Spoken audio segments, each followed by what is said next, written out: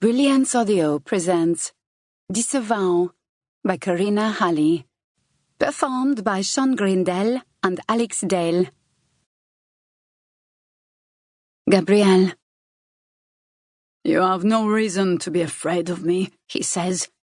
I stiffen my back to him. I thought I was safe in the kitchen, out in the open, where anyone could see us. But of course that's not true. Nowhere is safe in this house, especially not at night. "Gabrielle," he says my name. This time his voice is softer and therefore more cunning.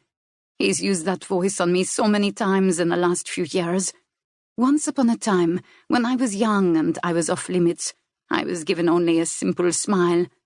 I wish I had known then how much malice that simple smile held.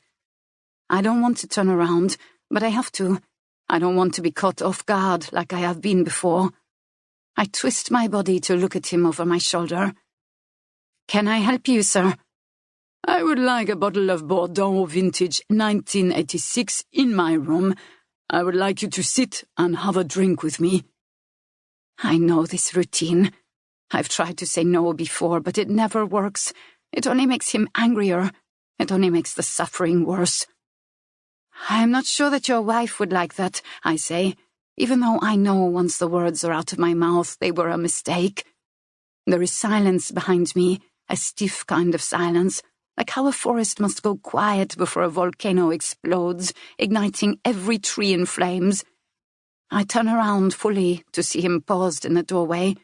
The light from the hall illuminates his silhouette, hides his face. It doesn't make him any less scary.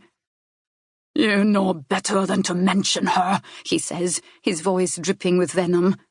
My heart beats loudly in my ears, faster, turning it into a drum roll, and the pain that I've carried with me these last few days spikes through my core, making me want to hunch over. I fight against it, pressing my fingernails into my palms. I feel nothing but scar tissue from doing this so often. I can't go through this again. "I'm sorry," I say quietly, even though I'm not. I'm only sorry that I wasn't quick enough. I should have run to my room when I had the chance, though there is nothing stopping him when he's determined. Pascal. 8 years later. Everything about the letter screamed blackmail. From the envelope with no return address to the cryptic words typed on paper inside. "The world will know what you've done."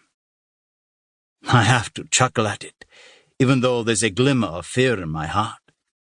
Whoever sent this watches too many movies. Whoever sent this just wants to scare me and doesn't know how. There isn't even a threat attached to it. It's just supposed knowledge. What I've done? I've done a lot of things, none of them good in the true sense of the word.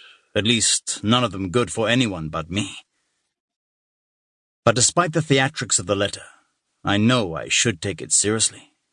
Because I know, deep inside, exactly what they're talking about. What they suspect. Nearly 1 year ago, my uncle Ludovic Dumont collapsed at our annual masquerade ball. The doctors ruled it a heart attack, despite the fact that he'd gotten a clean bill of health only a few weeks earlier.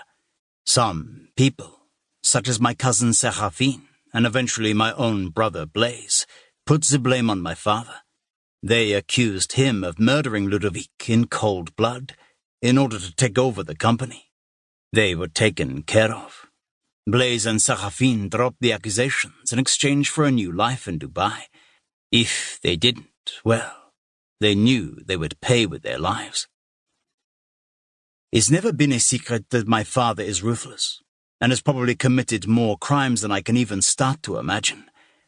But I never knew he would actually go after a family like that. That when it came down to it, he'd have my own cousin murdered, rather than let her spread her version of the truth. I assume Séraphine wouldn't have forgotten that, which is why the letter is confusing. She and Blaise have been in Dubai for about 5 months now. I suppose I'm happy for them, though I still find the fact that they're together, even though they aren't blood-related, rather distasteful. Why would she start up again with these accusations when she has so much to lose? And why do it in such a hokey way, when she's never had a problem saying this to our faces? There's only one way to find out.